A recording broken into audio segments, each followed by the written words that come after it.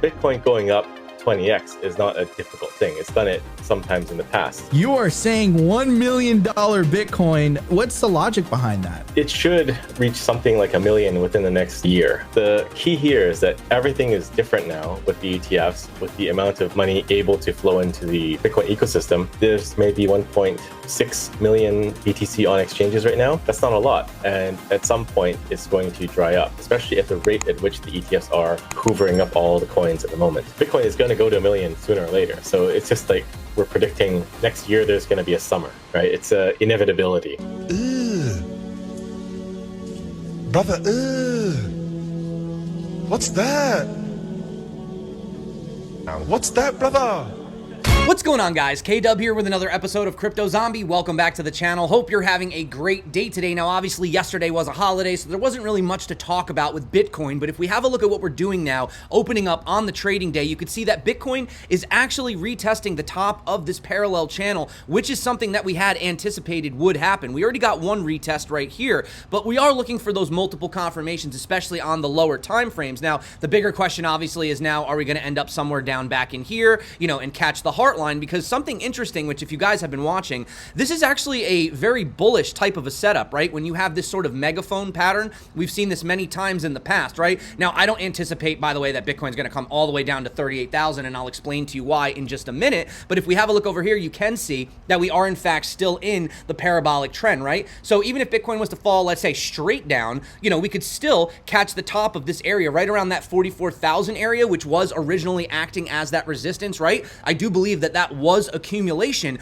but we do have to talk about a few interesting things, and people are saying, are we still early? Well, obviously, if you have a look at the on-chain data, it does suggest that we are still early in the cycle. You'll notice when you start getting these really high spikes up towards the top, that's when you need to start worrying. Well, we're still very, very low in comparison, right? So we are still potentially early, but it is not a lie to say that this time is actually different. There are some things right now that are happening for Bitcoin that we've literally never seen before. Now, you may attribute this potentially to the Bitcoin ETF. That is a possibility, but what we really need to look into is this window closing even faster than we thought? And just how different is this? Because not only are we having things that we've never seen before, but we're also seeing some things that we have. And something that I can't believe we missed this, but the last time that this happened for Bitcoin, Bitcoin pumped 400% very, very quickly in about 6 months. So to put that into perspective, not saying that we're going to do that again today, but then again, who knows with the ETF hype, but if we were to pump 400%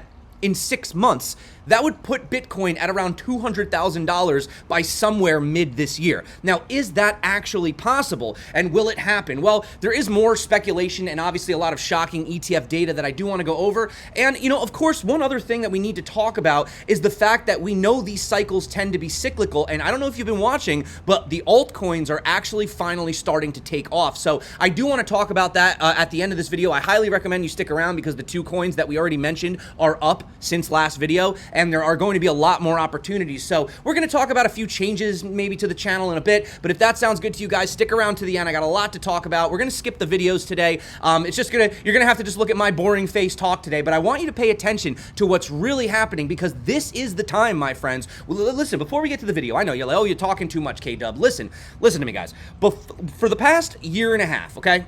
18 months plus, we've been talking about nothing but Bitcoin on this channel, right? We were trying to get that message out when people were getting sad at the $15,000, $20,000 area, and we were looking towards this ETF. Now, we have the ETF approval. The doors are open. The game has changed. I mean, it's listed on the New York Stock Exchange. I would say at this point, Bitcoin has won, but there are going to be a lot of opportunities to make a lot of money, and this is not the time to get bored or to stop paying attention. So that's how I want to preface this video. And again, guys, shout out to MetaSignals. If you guys haven't checked them out yet, they had another 3-win streak here on XLM. Amazing target hit right here. This was a god candle right there they got on Filecoin. Absolutely smashed the targets. And they also, this was a lower one right here, but yeah, Bake, that also did quite well. So again, guys, if you're interested in MetaSignals, do check that out.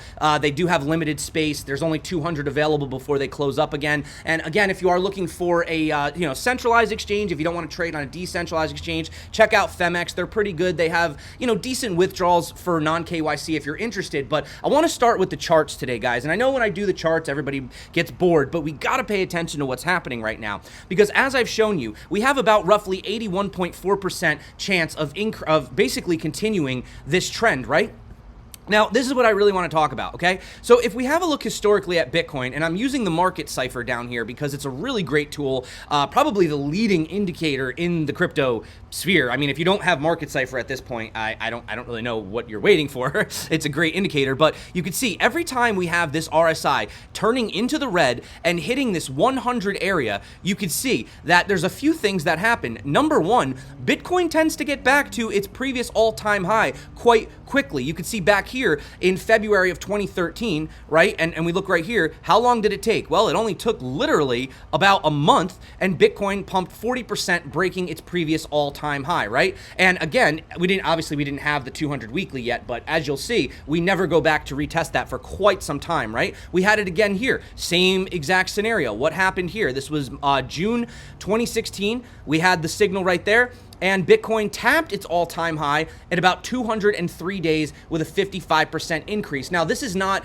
you know, perfect math. It's not saying that, you know, by this day at this time, Bitcoin is going to hit this level. But what it does say is that at this point, the dips were quite minimal. I mean, right here, there was this pullback, let's say, of about 40%, so that's still possible, but the trend remained in a parabolic uptrend that continued until the next high. And you can see from that signal to the top, it took about 546 days with a 2,400% increase, all right? Again, over here, this one was very quick, same thing. So obviously, we can go over these numbers. Again, like I said, it's not a mathematical thing. This isn't saying that because this happens by this certain time, we're gonna get this, but it does say that this is the biggest sign of the continuation of the trend, right? It took 49 days in 2020 to get back to the all-time high, and that was a 40% increase, and this just gave us the signal. Actually, I missed this signal, but this happened in mid-December, and you could see from that point, we haven't even come close to coming back to the 200 weekly moving average, which is sitting at around 31,000. So the fact that we never touched the 200 weekly moving average until we hit a new all-time high, and obviously this moving average, as you guys can see, it's always moving up. It's always moving up, right? So I don't know what it's going to do, but it's going to move up something like this. So this is telling us that we should not come anywhere down to these areas until we at least get a new all-time high, right? So if you take like a rough average of that, and like I said, the last time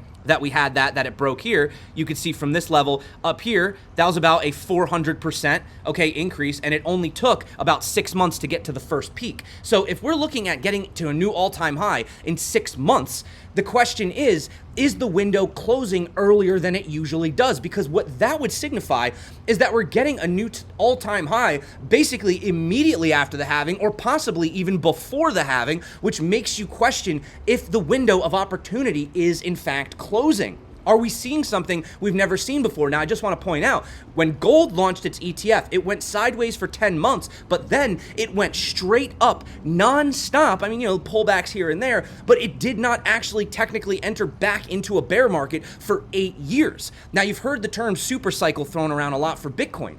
Could we be entering a potential super cycle due to the liquidity crunch, due to the halving, due to the ETFs, and due to the fact that Bitcoin is moving a lot faster than it normally moves? I've been watching Bitcoin for 8 years, and I've seen fast price movements. We've seen 30% pumps, 40% drops, but we've never seen this high of a price. I mean, if you take any other level, we're usually down at about 50% before the halving. We have not had the halving yet, and where are we today? Where is Bitcoin today? Bitcoin's only down at around 24%. We're outpacing by basically double.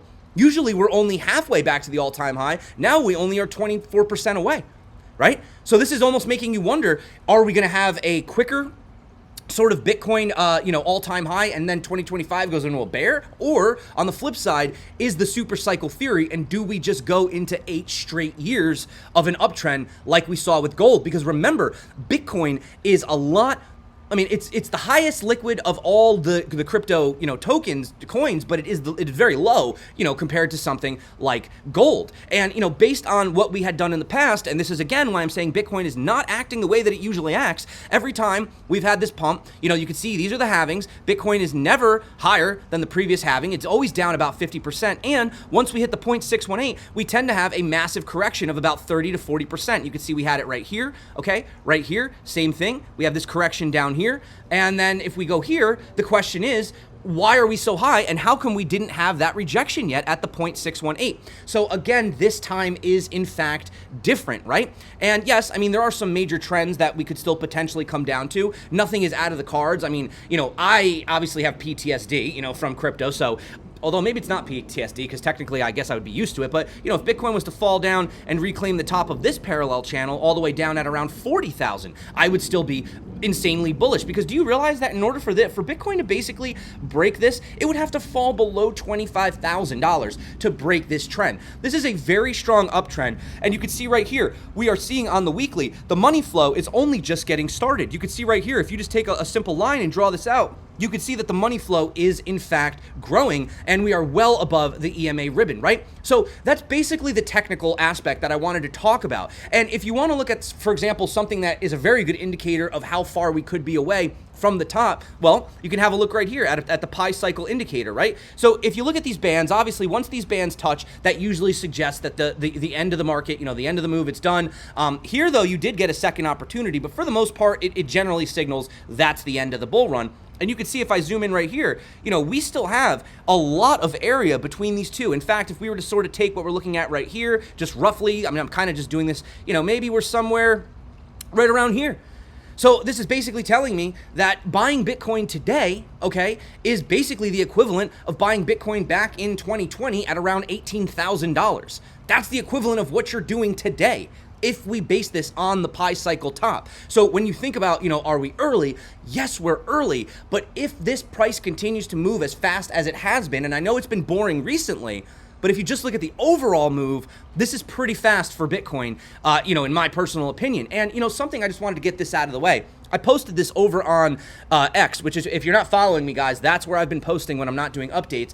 This is my opinion, but I said that I thought that the previous all-time high should have been 100K, okay? But I believe due to over-leveraging, greed, shitcoin scams, sucking away from Bitcoin Cap, and all the FTX and crypto contagion shenanigans, it prevented it from happening. So whatever your previous models were, you may want to reconsider. The fact is, none of us are bullish enough on what is coming. Yes, there's going to be, profit-taking and dips, which I refer to as opportunities along the way. It will not be a straight line, but the ride is only just getting started. I mean, guys, look at this right here. $2.45 billion record inflows for these ETFs. And it's not just record inflows for just a crypto ETF, it's record inflows for ETFs in general. In fact, the Bitcoin ETF has proven to be one of the most successful ETF launches literally of all time. Let that sink in. And yet still no one's talking about it. You're not getting in your Uber and your Uber driver's not really talking about it yet, right? You're not going to a restaurant and the waiter's not talking about it yet, right? So that is telling me that a lot of people are still definitely scarred from, what had happened in these previous cycles. And now you're starting to see these ETF advertisement campaigns ramping up. This is the new IBIT Bitcoin ETF. They have landed. Get your share of progress, right? These are going to be in airports. These are going to be in malls. There's going to be, television spots all over. And guess what? Here's the kicker, guys. Look at this exchange ratio percentage. It continues to drop. Even if we zoom in right here, it's at its lowest point. It continues to get less and less and less. So this means that, yes, there's 21 million Bitcoin, but the problem is that there's less than 3 million liquid Bitcoin on exchanges. And we also know that the ETFs, and I've showed you this in my video from two times ago, that the ETF demand is about 12.5 times the amount of available supply coming out, and that supply is going to get cut in half. I mean, we could do the math on this, but you could just do the mental math on that. I mean, it's not only that, but just look at Coinbase, for example. You know, breaking, holdings on Coinbase reached the lowest level since 2015. Over 390,000 Bitcoin have moved out of the exchange. Now, some people think this is moving into OTC desks, but the point is they are taking it off the exchanges, right? Usually when you see Bitcoin moving into exchanges, that's when you have to worry. That's when you see the on-chain activity, and that's when people are gearing up to sell, right? But in this case, they're moving it off of the exchanges, right? So that is something you have to pay attention to. Like Nate pointed out, there are over 330 ETF issuers. iShares Bitcoin ETF alone has brought in more money this year than all but 4 of these issuers, including iShares itself. In other words, IBIT has taken in more money than nearly every issuer's entire ETF lineup. And if you don't realize how crazy this is, I don't know what to tell you guys. And, you know, this was from Invest Answers. These are the big Bitcoin takeaways that we have to pay attention to. And this is what is making it so much different this time. You have ETFs sucking in far more than are produced, right? 12.5x, in fact. Even if only ETFs buy Bitcoin, it is still in a total bear case over 4x the production, and that assumes miners are selling it all, which, as Peter Thiel pointed out the other way, there's a lot of miners that are not selling right now. Of course, they might sell to maybe cover their costs, but we've actually seen on-chain that there's a decent chunk of miners that are actually hodling Bitcoin because they're anticipating higher prices. Oh, and by the way, hash rate hit all-time high today. Just thought I'd let you guys know that as well. So you also have average daily ETF Bitcoin demand, about 10,000 Bitcoin. Significant accumulation by ETFs on track to accumulate over 2 million Bitcoin. 2 million Bitcoin, guys. Think about that. 2 million Bitcoin. There's 3 million liquid on exchanges. We have almost roughly close to getting around the 20 million printed or mined. So where are they going to get this Bitcoin from? Where are they going to get this Bitcoin from? And this is why, you know, we've been looking at the charts, but it's almost like the fundamentals have been defying the charts lately. It's because of this new animal in the room. So you have more than 4.3 million Bitcoin by the end of 2025, which, by the way, is impossible because we don't have that much Bitcoin left, okay? So that demand can't keep up at the rate of supply. So increased demand coupled with the diminishing supply suggests an insanely bullish outlook for Bitcoin's price. And we know once it breaks all-time high, that is when the FOMO begins to kick in. And like my buddy Jeff Kerdakis pointed out over here, again, this is the theme. And this isn't saying that we can't go down in the short term. We can have 20%, 30% dips, but the ultimate trend is up. And any dip that we get moving forward, my humble opinion, not financial advice, is a buy the dip opportunity. And I don't think we're getting back down to 31, 32, 33 now, because now that we have that signal on Market Cypher, we know that we never touch the 200 weekly until we hit a cycle high. And the cycle is moving much faster than it usually does.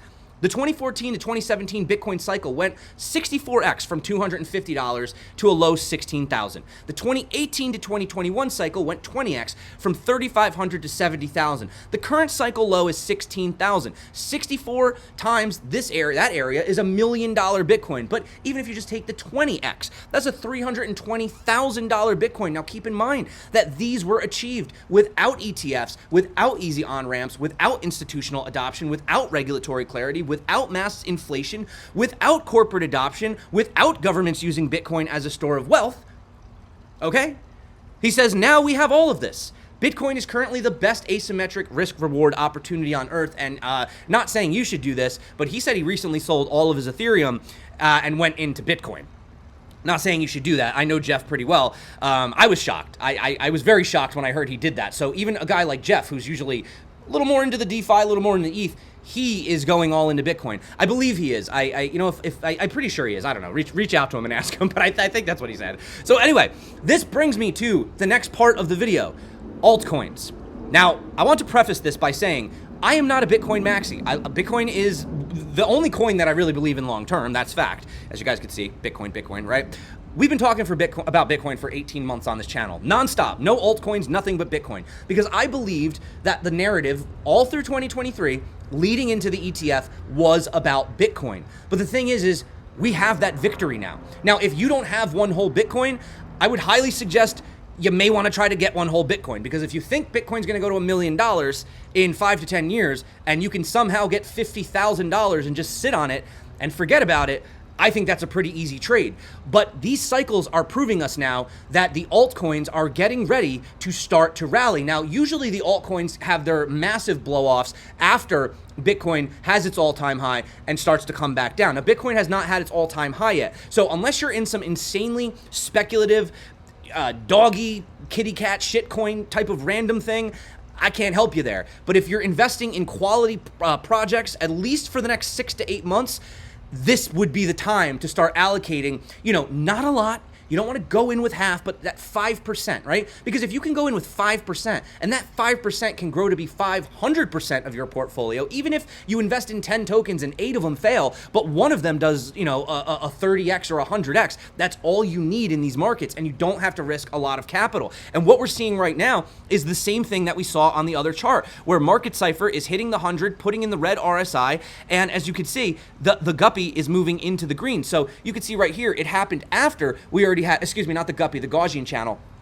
after we had moved into it, right? So this shows us that we already had that confirmation, and then we had the surge. Well, again, look at what the altcoins are doing. We had this back in December, and this was in the red before we even moved into the green. So this is again telling me that the markets are moving faster than they have in the past, right? And this is why it's maybe a sense of urgency that you start to pay attention, right? We had talked about 2 projects in my previous video. GT Protocol, okay, it's still fluctuating, very low market cap. Actually, I'm glad they corrected this. Only a $16.43 million market cap. And this project right here, it was around $2, so it's up a little bit, but I still think this market cap is very low. Obviously, I do believe in, I'm going to tell you what I believe in right now. There's 3 narratives that I think are going to take this to the next level, or the narratives for this year, and I forgot to add one in the last video. I think it's going to be AI, because AI is just a huge narrative. AI is just going to be a buzzword. I mean, you're going to see projects that are just going to start throwing the term AI in their, on their website, like on their Twitter, and you're just gonna see people going crazy. Blockchain gaming, massive. I think that is how you actually get the next, large group of people into the space. And I believe that BRC20 tokens, even if they're meme tokens, even if they're shit coins, even if the maxis don't agree with it, look, it's not the point. The point is they're building on Bitcoin, and there's a lot of Bitcoin products coming out, and it's going to be a huge narrative, considering that when you look at the people that are getting into Bitcoin right now, the people that are going to be getting into crypto, I should say, they're going to be looking at the blue chips. And what's the first thing they're going to look at? The ETF. And what does the ETF offer? Bitcoin. And what does Bitcoin have? Products and services and ordinals and different types of things being built on top of it, right? Now, again, I don't want to get into the ethos of whether or not this was Satoshi's vision. I'm just trying to point out that in the next 6 to 8 months, maybe even 6 months to a year, there's going to be some insane opportunities. I mean, I have seen so many crazy things in crypto, guys. I've held tokens that have, I remember when I bought Ant shares before it was Neo, right?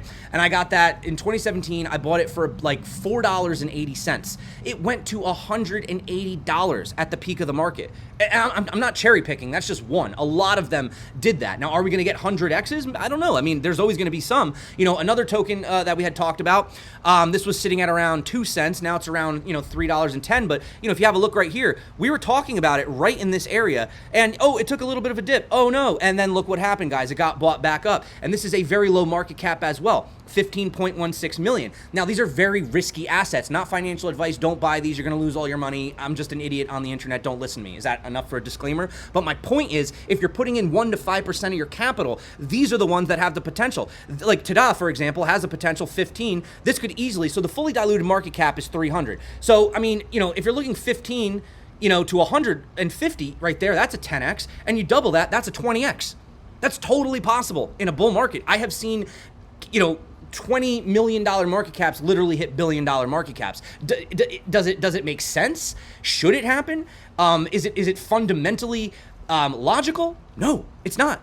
But bull markets are not logical. They're not logical at all.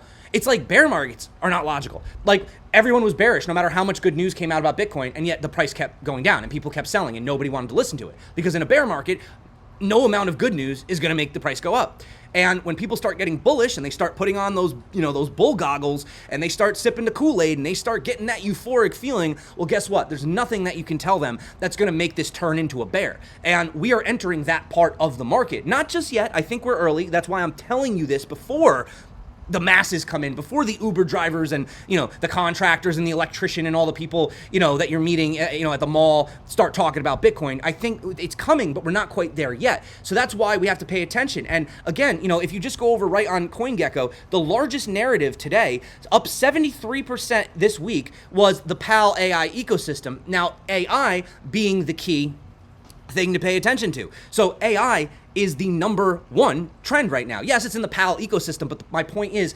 AI is the trend right now. And that's why I'm focusing on getting in as early as possible before the masses even hear about it. You don't want to buy something after it's already pumped 25, 30, 40x, right? Because you just can't get as many gains at that point, you know? So, you know, obviously I suggest holding Bitcoin. 90 to 95% of your portfolio should be Bitcoin. If that's too much for you, you do you. It all depends on your risk appetite. But again, you know, paying attention to this is a project that I was actually looking at. Looks like it's kind of leveling out in this area. This is the 1 minute chart. So this just came out this morning, and this is BitsCrunch. Again, not financial advice, but guys, this is another project that's dealing with AI. And you can see, if you go to the backers that were involved in this, look at who led tier 1, guys. Coinbase Ventures was the lead in this raise for BitCrunch. You also have Animoca Brands, which is pretty big. You have MEXC Exchange, Gate Labs, which is obviously Gate.io, Crypto.com, Covalent, which we had spoke about. Actually, Covalent's been pumping recently.